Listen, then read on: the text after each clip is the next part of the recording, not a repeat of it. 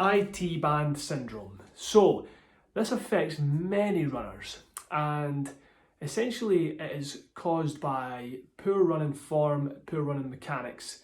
Essentially what happens is we adopt an unnatural running technique which causes the glutes to be not quite as active as we'd like, the hamstrings and the calves perhaps not being quite as active, and we end up actually overusing the IT band, which runs down the side of the leg here. Quite common as the side of the knee, and most people experience the pain. I've had this in the past before, and I've had it again, and I've learnt some lessons having it twice. So I'm going to share those lessons with you and share this routine that managed to get me over IT band syndrome in about a week, 2 weeks of really targeted effort. I managed to get over this. So as you can see, I'm ready to go for my run now. So the number one thing I did is I didn't stop running, okay? Now this is something you have to decide with yourself, and what I will say is I'm not a physiotherapist, I'm not a doctor. You need to see a medical professional to get the right advice to tell you whether you can continue running or not, because you may misdiagnose what the problem is. So if it's IT band syndrome, generally what people do is they stop running and the symptoms do not go away. They actually worsen because the IT band gets tighter and the TFL, which is a small muscle here, actually gets overused as well. So this is all tied in together and it causes this IT band syndrome. It's quite painful, so you could be running along, usually about a mile into a run, 10-15 minutes into a run, people start to feel this really intense pain in the knee, really tightening up, and generally, I mean, it can stop you from running. Sometimes you can run through it, sometimes you can't. But at the end of the day, running through that pain is not going to be good. But what we can do is we can make some minor changes to our technique, and that will help us be able to manage the pain and hopefully continue to run. And by continuing to run with a good technique, we can actually get rid of the symptoms and the IT band syndrome much faster. So, number one thing, like I said, I'm ready to go for my run now. So I'm going to do my prehab. So before every single run, I've done an intense protocol of different exercises and mobility exercises, which I'm going to go through the key ones with you right now. There are other exercises you can do. There are some that are better than others for different people, but what I'll share is the ones that I found are the most powerful, and I'll try and get it fairly quick so you can do like a 5-minute routine before you go out the door on your run and you're good to go. Hopefully that's going to really instill the proper form. But before we do that, when you're on your actual run, what I want you to focus on is proper running technique. So, firstly, if you can, you could wear some kind of minimal shoes, especially if you're only going to be running a short distance. You can wear like a Vivo barefoot style shoe or something like this, or even a bit of barefoot running on the grass. Now, this is something that has to be incorporated very slowly if you've never done it before, but what we'll do is it will instill a proper technique. It will not allow you to heel strike. So the first thing we want to do is we don't want to strike the ground with our heel. Okay, we want to land with our feet underneath our body. So feet, knees, hips all aligned, head upright, okay? Slight forward lean, and we want to be keeping a good cadence of around 108 steps per minute, landing on the forefoot to the midfoot. So midfoot, forefoot, landing, okay? Now a couple of things that I noticed with my technique that I was doing is my hips were sinking down and my knee was bending too much. So I was running upright, I had a great posture as far as I could tell, but what I was doing, especially as I was getting fatigued, is my hips were sinking like this. Okay, it's a bit exaggerated, but this is what was happening. Hips were sinking, which really can engage the IT band and the TFL, the tensor-fascial lateral, which we do not want to do. So in order to overcome that, I used this really simple cue of imagining that a rope was pulling my head up and my entire body was being pulled. So essentially, chest was up, I was being pulled up as I was running along, okay? Not too exaggerated, but just enough to stop, to keep my knee with just a slight bend as I was running. not too much of a sinking motion. Okay, so that's a couple of cues there to think about. If your hips are sinking down, you want to pull them up. And by doing these exercises beforehand, we're going to activate the muscles which will help you to support this natural posture, so it all ties in quite nicely. Okay, so that's like a big 5-minute intro there, so let's get cracking on with these exercises. The first thing I'd recommend you do, and this doesn't have to be done before every single run, but I would still recommend, especially in the initial stages, this is a good thing to do. And this can be done every day, even if you're going to not run. So if you're going to take a day on, a day off, which is a very good approach, if you're dealing with an injury, is to go through this sort of foam rolling routine. Now, I would say if you are going to continue running through, so you've sought advice and you're going to continue running through, consider dramatically reducing the distance and mileage of your run, but increase the frequency. So that's what I done. I was running 5-6 miles a day, usually in a longer run at the weekend, or maybe 2 longer runs of 10 to 15, 20 miles sometimes with elevation. And I reduced that right down to about 1.5 miles to 2 miles, because that's where I was feeling the pain coming in, and I stopped as soon as I could feel that pain coming in, or before it, ideally, right before it was going to happen.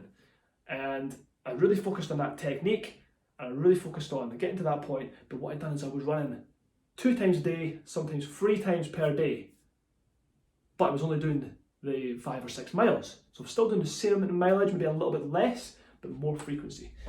So foam rolling, really simple. Get a good foam roller, and just basically what we want to do is focus on the quads. So hopefully you can see that there. Really simple, just get down on it and just roll the quads out, up and down. Now, a lot of people will say you can roll the IT band, and this is something that my physio said is okay to do. There's different opinions on this. I found that I was rolling the IT band, I'm just being quite gentle on it, but I was mainly focusing on these muscles on the quad, and then specifically, if you can, get like some kind of lacrosse ball, or even like a tennis ball might be quite good for you if it's a bit softer to begin, and get this right into the muscle, so not on the bone, so you'll feel your hip bone here, just below, you've got this TFL, which is in this area here. This will be extremely tight, okay? So we want that in there, and you essentially just lie on your side, on the ball, like so, and just roll around in there. Roll side to side, like so. And you can actually move the leg as well, so move that bottom leg up and down, bend the knee, bring the knee up, and just look for any tight spots in there, and roll it out.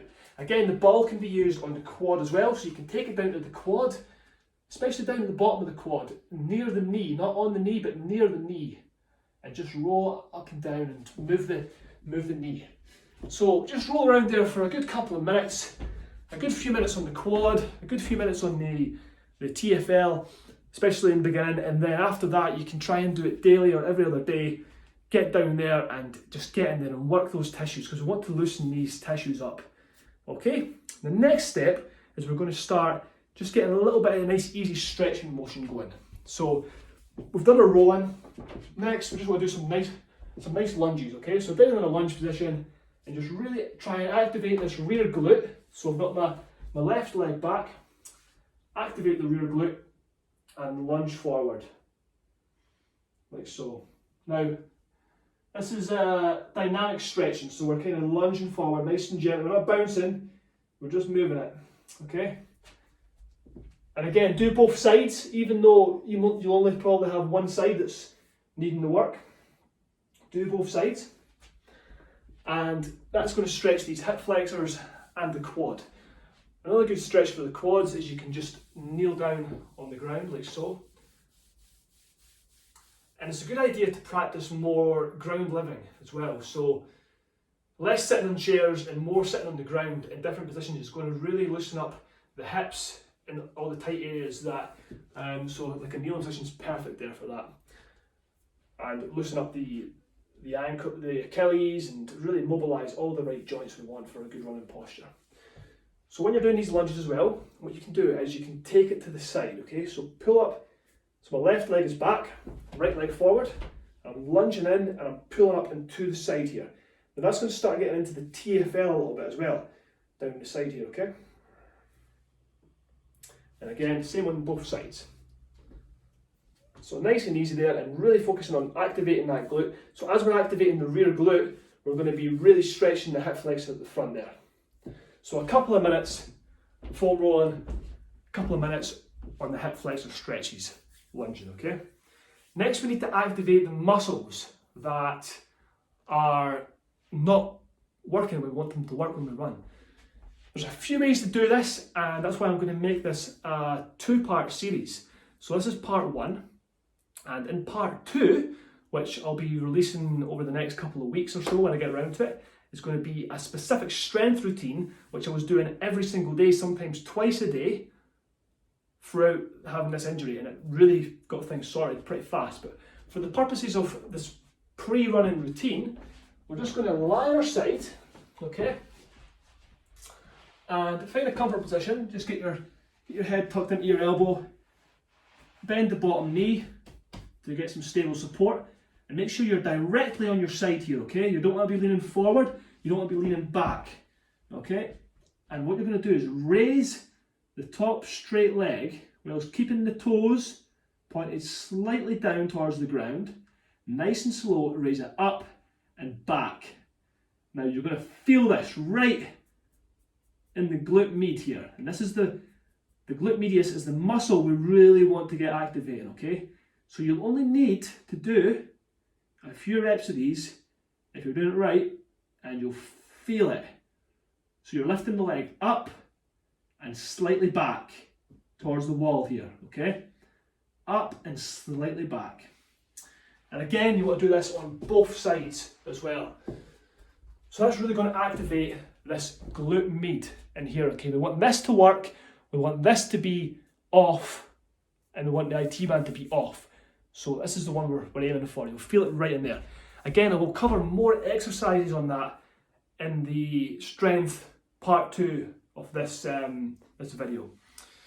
So we've activated. So we've done the foam rolling. We've done the stretching or the mobility work a little bit, and we've activated the glute medius.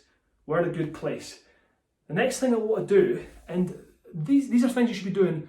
I'm still doing these things now before I run.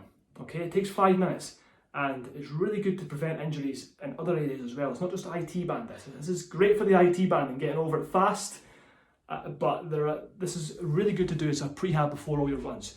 So the next thing you want to do, and ideally you want to do this barefoot if you can, is just stand on one leg. This is really about getting balance and getting some strength in the foot. Okay, and you're wanting to keep the hips square here. You don't want to be one side or the other side, okay? Just stand on one leg and bring this knee up to the 90-degree angle, okay? And just stay still. If you're comfortable like this, make sure you're next to a wall or something for support if you need it, and then you can close your eyes, okay?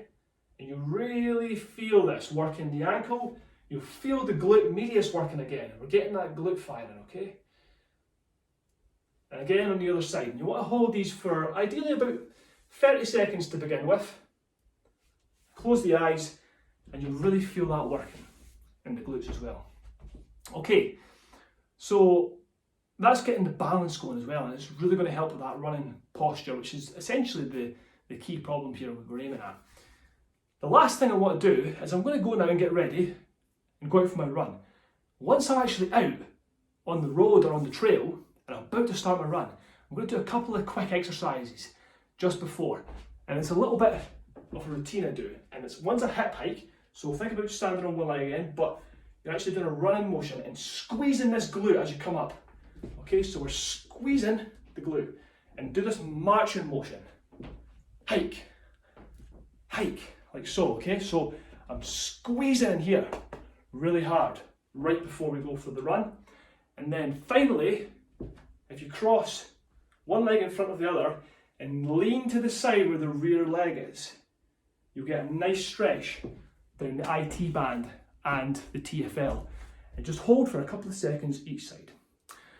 So that's it, and then you can go on the run. Be mindful of that form.